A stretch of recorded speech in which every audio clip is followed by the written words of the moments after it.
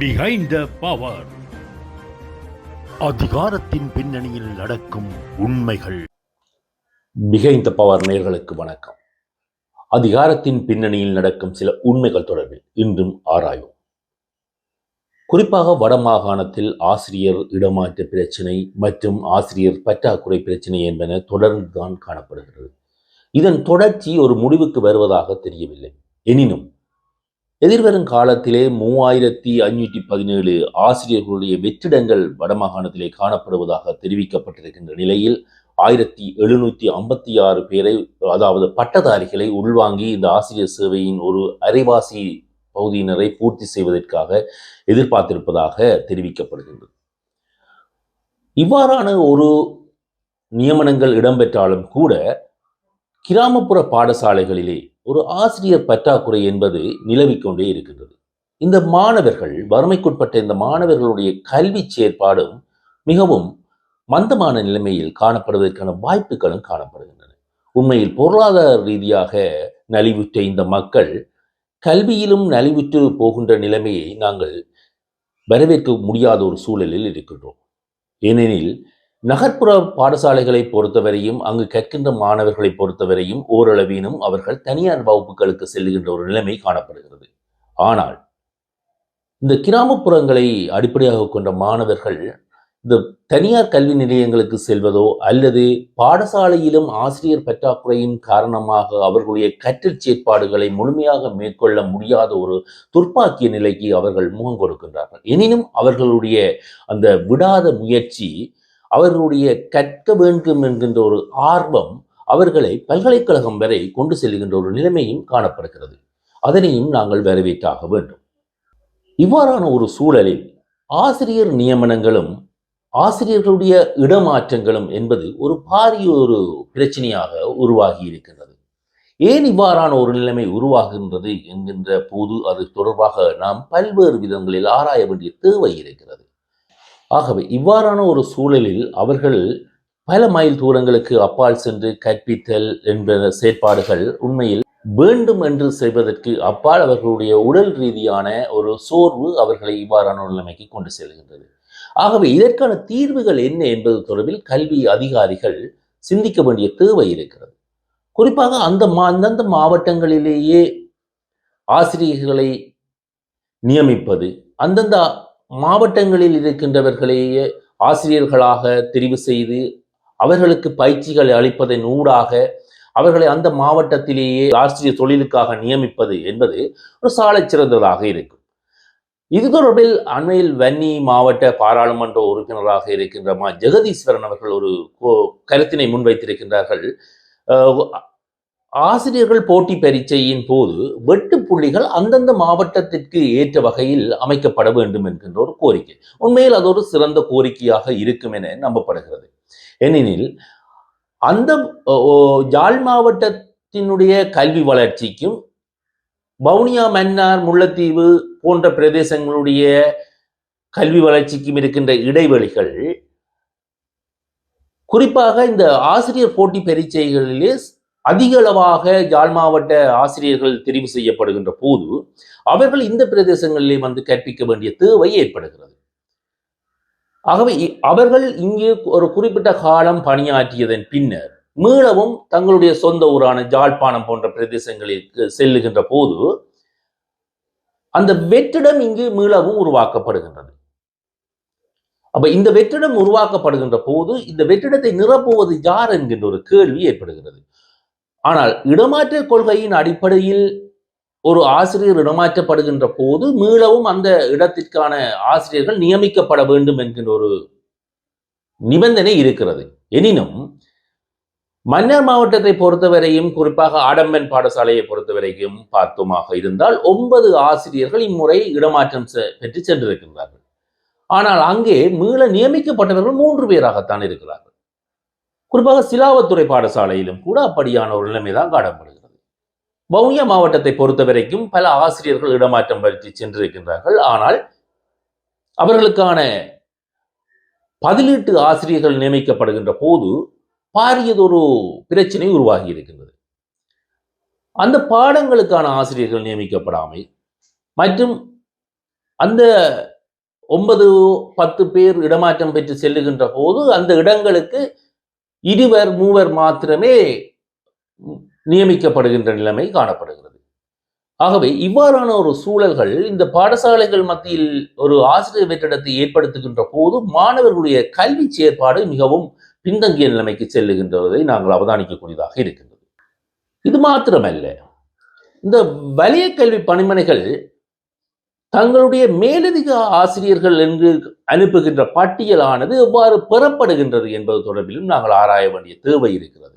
குறிப்பாக தங்களிடம் இருக்கின்ற ஒரு பட்டியலை வைத்துக்கொண்டு, குறிப்பாக பாடசாலைகளை பொறுத்த வரைக்கும் அதிபர்கள் சில ஆசிரியர்களை காப்பாற்றிக் கொள்வதற்காக கூட, அவர்கள் மேலதிகமாக இருந்தாலும் கூட அவர்களுக்கான பாட வேலைகளை ஏதேனும் ஒரு விதத்தில் சரி செய்து அவர்களை அந்த பாடசாலையிலேயே நீண்ட காலமாக வைத்திருப்பதற்கான முயற்சிகளும் மேற்கொள்ளப்படுகின்ற ஒரு தன்மை காணப்படுகிறது. குறிப்பாக 36 பாட வேலை ஒரு ஆசிரியருக்கு கொடுக்கப்பட வேண்டுமாக இருந்தால், ஒரு பல ஆசிரியர்கள் ஒரு பாடத்திற்கு, அதாவது குறிப்பாக விஞ்ஞான பாடத்தை பொறுத்த வரைக்கும் எடுப்போமாக இருந்தால், விஞ்ஞான பாடத்திலே ஒரு பாடசாலையிலே 5 ஆசிரியர்கள் இருக்கிறார்கள். ஆனால் அவர்களுக்கான பாடவேளை ஒவ்வொருவருக்கும் 36 பாடவேளை அமைய வேண்டுமாக இருந்தால், ஒரு ஆசிரியர் உண்மையில் பாடசாலையில் ஒரு முக்கியமாக அதிபருக்கு தேவையான ஒருவராக இருப்பார். அவருக்கான 36 பாடவேளையை அவருக்கு வழங்க முடியாத ஒரு சூழல் காணப்படலாம். ஆனால் அவர் அந்த பாடசாலையிலேயே இருக்க வேண்டும் என்ற ஒரு ஆர்வம் அதிபருக்கு இருக்கும். ஆகவே அவர் என்ன செய்கின்றார் என்றால், அந்த ஆசிரியருக்கு வேறு ஏதேனும் பாடங்களையும் இணைத்து அவருக்கு 36 பாடவேளையாக மாற்றி அமைத்து விடுவார்கள். ஆனால் அவர் உண்மையில் மேலதிகமாக அங்கு காணப்படுவார். இவ்வாறான ஒரு சூழல்கள் ஒரு கிராம மட்டங்களிலே தங்களை அர்ப்பணித்து பணியாற்றுகின்ற ஆசிரியர்கள் தூரடங்களுக்கு மீண்டும் இடமாற்றம் பெற்று செல்ல வேண்டிய ஒரு துர்ப்பாக்கிய நிலைமையை உருவாக்குகின்றது. ஆகவே இங்கே பாரபட்சமற்ற ஒரு இனமாற்ற கொள்கை உருவாக்கப்பட வேண்டிய தேவை இருக்கிறது. இது தொடர்பாக உண்மையில் ஒரு ஆய்வு மேற்கொள்ளப்பட வேண்டும். குறிப்பாக செட்டிகுளம் வவுனியா மாவட்டத்தை பொறுத்த வரைக்கும் செட்டிகுளம் பிரதேசத்துக்கு சென்று கற்பித்த ஒரு ஆசிரியர் மீளவும் வவுனியா வடக்கில் உள்ள ஒரு பாடசாலைக்கு கற்பித்தலுக்காக செல்ல வேண்டிய ஒரு துர்ப்பாக்கிய நிலைமை ஏற்பட்டிருக்கிறது. ஆக அவர் ஏற்கனவே செட்டிகுளத்தில் உள்ள ஒரு அதிகஷ்ட பிரதேசத்திலே கற்பித்தவர் தற்போது வவுனியா வடக்குக்கு செல்ல வேண்டுமாக இருந்தால் அவருடைய மனநிலை எவ்வாறு மாற்றமடைய போகிறது? ஒரு மனநிலை சோர்வுத்தன்மையை ஏற்படுத்துவது இந்த ஆசிரியர்களுடைய இடமாற்ற தன்மையும் காரணம் செலுத்துகிறது. உண்மையில் பல அர்ப்பணிப்பான ஆசிரியர்கள் கிராம மட்டங்களிலே கற்பித்துவிட்டு மீளவும் நகர் நோக்கி அவர்களுடைய இடமாற்றத்தை பெற்று வருகின்ற வேளை அவர்களுக்கான சந்தர்ப்பம் வழங்கப்படாத ஒரு சூழ்நிலை காணப்படுகிறது. ஆனால் நகர்ப்புறத்திலே பல ஆண்டுகளாக ஒரே பாடசாலை அவர்கள் மேலதிகமாக இருந்தாலும் கூட அதே பாடசாலையில் தொடர்ச்சியாக பணியாற்றுகின்ற நிலைமை காணப்பட்டு வருகிறது. ஏன் இது அதிகாரிகள் கண்களுக்கு தெரிவதில்லை? ஒரு இடமாற்றம் என்பது, ஆசிரியர்களுடைய இடமாற்றம் என்பது பாரபட்சமற்ற விதத்தில் அல்லவா இடம்பெற வேண்டும்.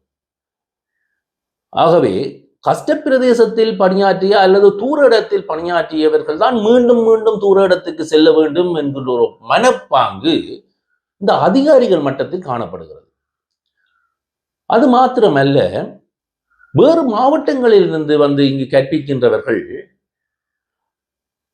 மீளவும் அவர்கள் தங்களுடைய சொந்த இடங்களுக்கு சென்றதன் பின்னர் அந்த இடங்கள் நிரப்பப்படாமல் அந்த பாடத்துக்கான ஆசிரியர் இல்லாது போகின்ற சந்தர்ப்பத்தில் அந்த பாடசாலை என்ன செய்கிறதாக இருந்தால், குறிப்பாக உயர்தரத்தில் இந்த பிரச்சனை ஒன்று காணப்படுகிறது.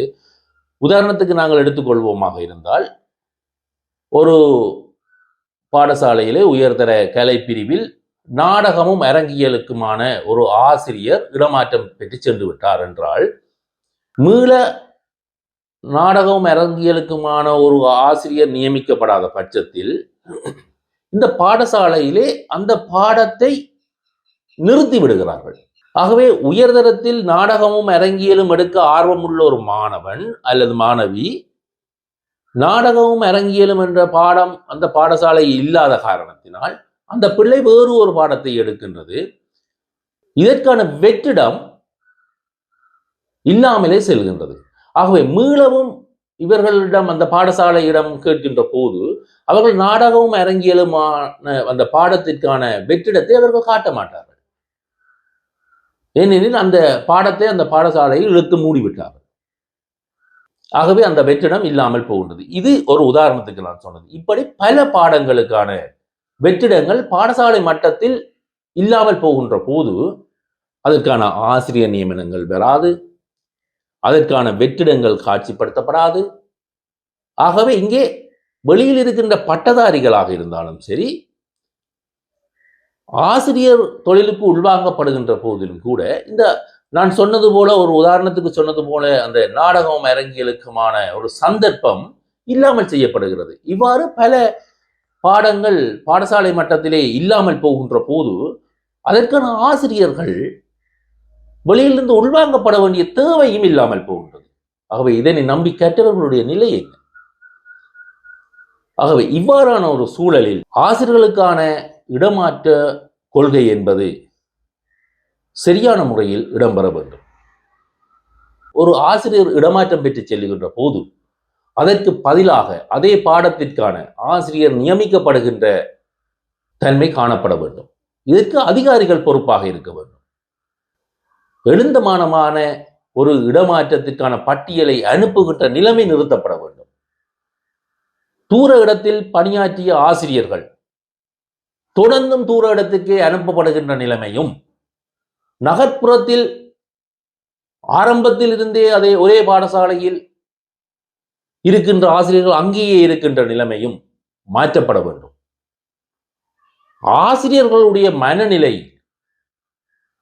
இயல்பானதாகவும் கற்பிக்கின்ற ஒரு சூழலை உள்ள ஒரு மனநிலையாக இருக்கின்ற போதுதான் மாணவர்கள் அதனூடான பெறுபேற்றை பெற்றுக்கொள்கின்ற நிலைமை காணப்படும்.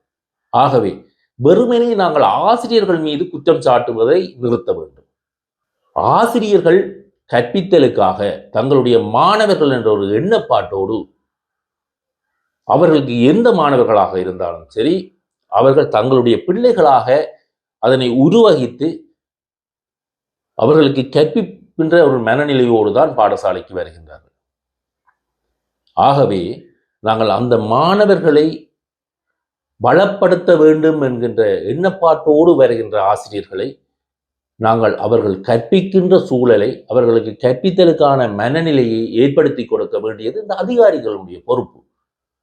ஆகவே பழிவாங்கல்களுக்காகவும் சீரான ஒரு பட்டியல் இல்லாமலும் தங்களுக்கு இசைவானவர்களை காப்பாற்றிக் கொள்வதற்காகவும் முறையான எந்தவித செயற்பாடுகளும் இல்லாமல் மாகாணம் கேட்டவுடன் அனுப்புகின்ற எதேச்சதிகாரம் பொருந்திய பட்டியல்களையும் அனுப்பி இந்த ஆசிரியர்களை உள ரீதியாகவும் உடல் ரீதியாகவும் பாதிப்படைய செய்துவிட்டு நாங்கள் கல்வியில் பெறுபேறுகள் குறைந்து விட்டது என்று ஒப்பாரி வைப்பதில் எந்த பயனும் இல்லை என தெரிவித்து இதற்கு அதிகாரிகள் முழு பொறுப்பெடுக்க வேண்டும்.